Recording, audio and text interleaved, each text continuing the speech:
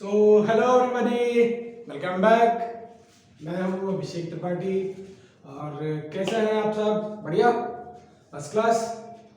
तो फिर एक बार आपका फिर स्वागत है द गुरुकुल में। और जैसा कि हम लोगों ने स्टार्ट किया था ब्रांच अकाउंटिंग का, ठीक है।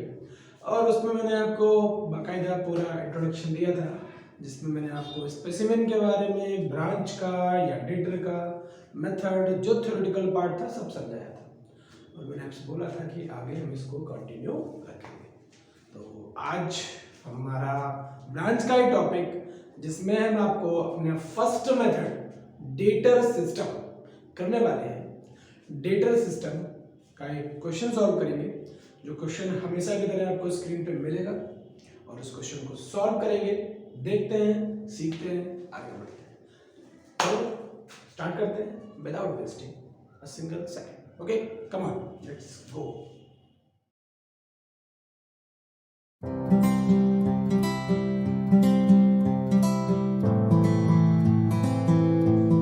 Let's start.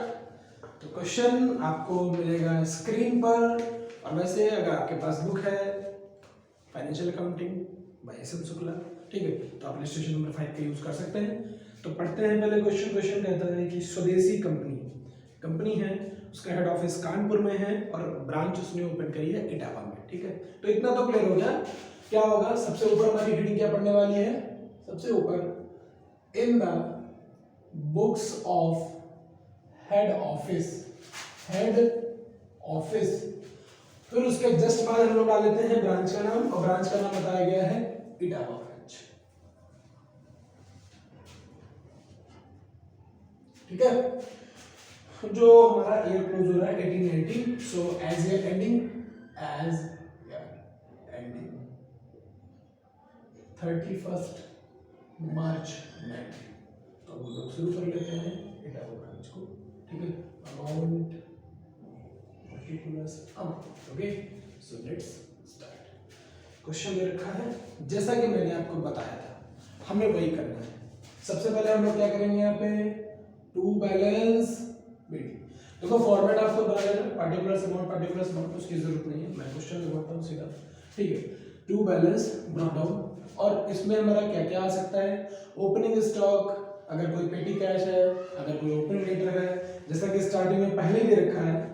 तो सबसे पहले स्टॉक गिवन है, उसके जस्ट बाद डेटर्स गिवन है, क्वेश्चन आप देख सकते हैं, और फिर पेटी कैश गिवन है।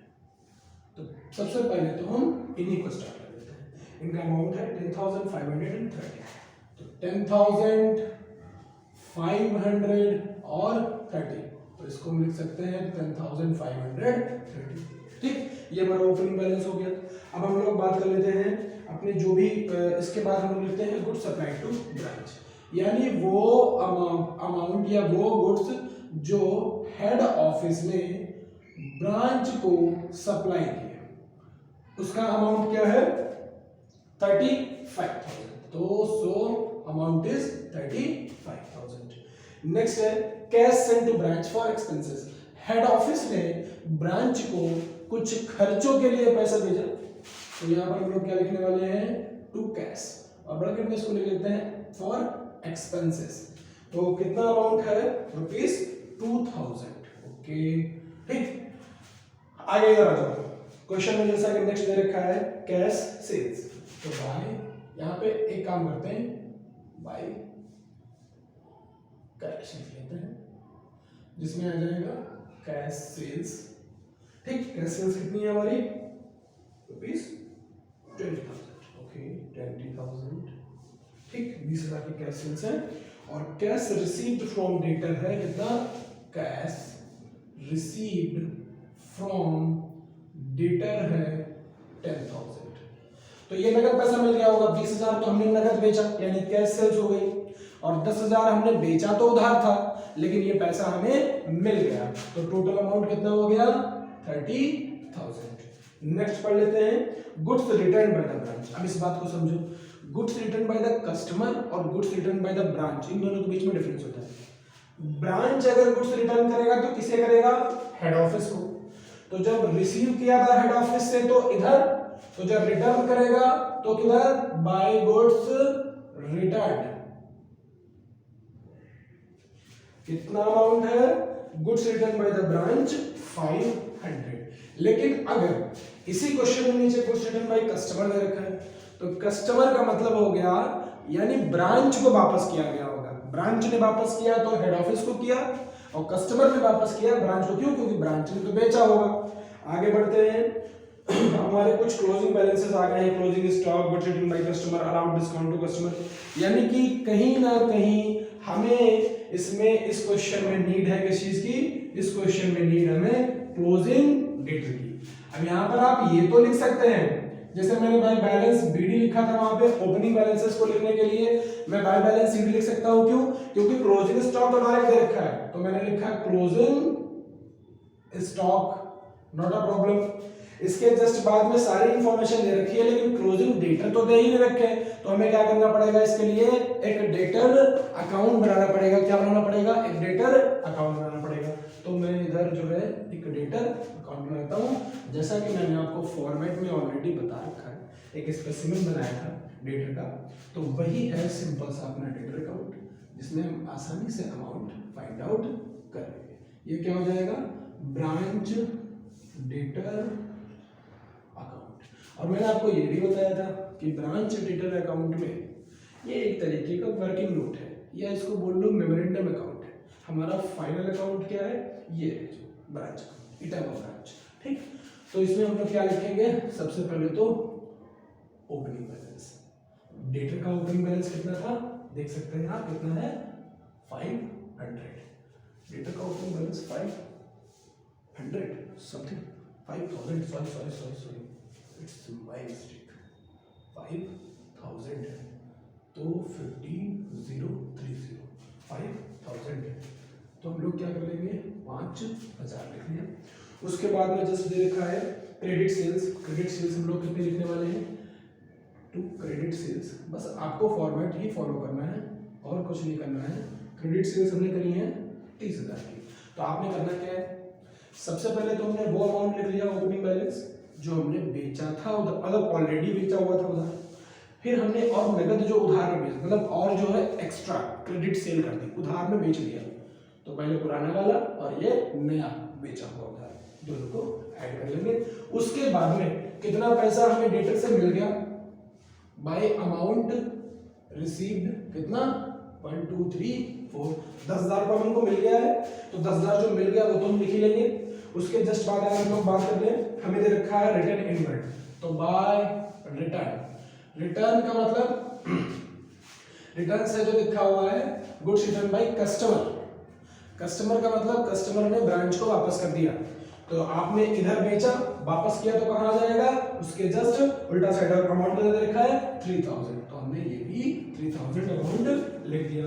उसके जस्ट अगर बात कर ले, डिस्काउंट है बाय डिस्काउंट, और डिस्काउंट का अमाउंट है ₹500। ओके, तो 500 रुपए डिस्काउंट के हो गए। ठीक है, इसके जस्ट बाद दे रखा है bad debts, so by bad debts.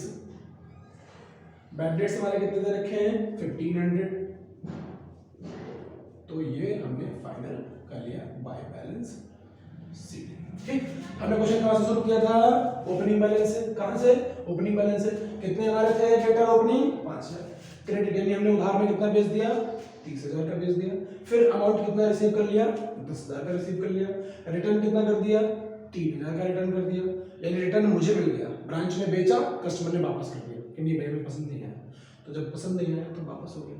Discount दिया हमने, तो हम क्या दिखाएंगे कि टोटल हमने इतना बेच पाया था, पुराना उधार और ये नया, उसमें से 10,000 में मिल भी गया, बाकी रिटर्न हो गया, डिस्काउंट हो गया, बैड डेट हो गया।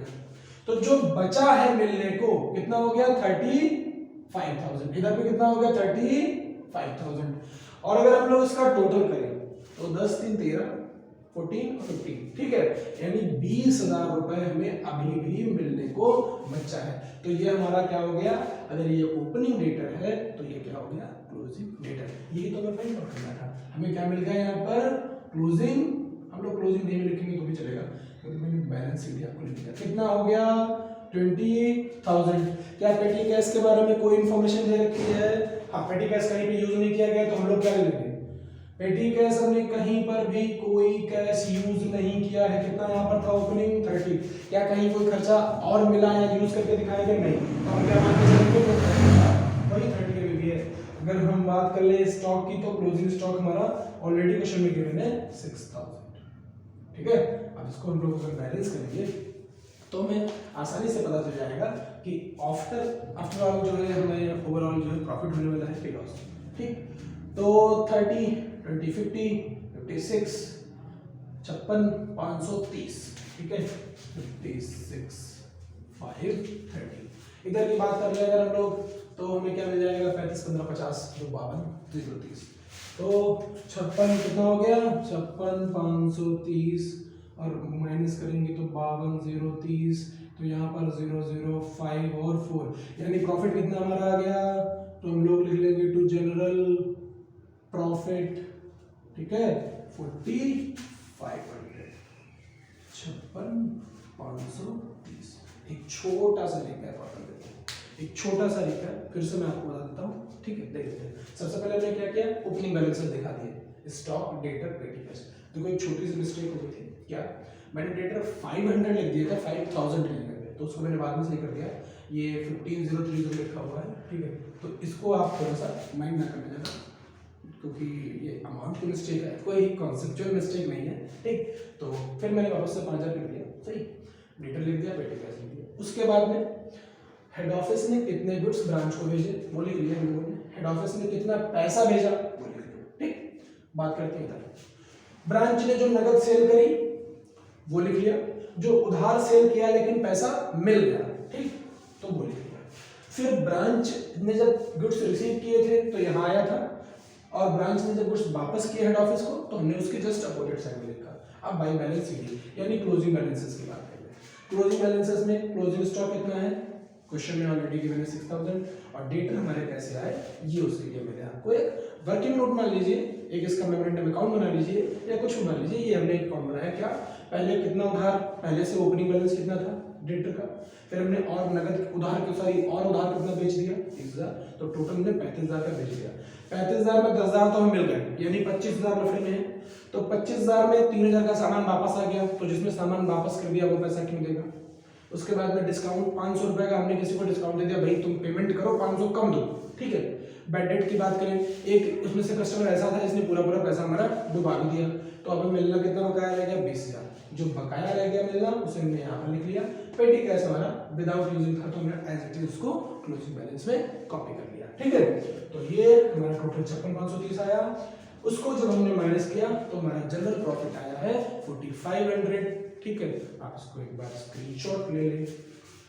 3, 2, 1, ठीक है, ले जाओ, आप लोग वैसे भी होशियार हो, अच्छी बात है। और इसी के साथ देखो हम लोगों ने पढ़ लिया simple debtor system. Next part में आते हैं जिसमें हम लोग बात करेंगे स्टॉक एंड डेटर की, उसके बाद ट्रेडिंग पीएल की, फिर आगे ऐसे हमारी कहानी चलती रहेगी ब्रांच की। 4-5 पार्ट में इसको पूरा बढ़िया से कवर कर देंगे। तब तक के लिए देखिए, एंजॉय करिए, वीडियो को लाइक करिए, नीचे कमेंट्स करके बताइए अगर मेरी कोई कुछ भी आपको लगता है जो कमी वो बता सकते हैं, अगर कुछ अच्छा है तो बता सकते हैं, अगर आपको कुछ फ़ायदा मिलता है तो आप तारीफ भी कर सकते हैं, इससे थोड़ा मोटिवेशन भी मिलता है। बाकी मिलते हैं फिर नेक्स्ट वीडियो में, तब तक के लिए टाटा बाय बाय, देखते रहिए। ओके।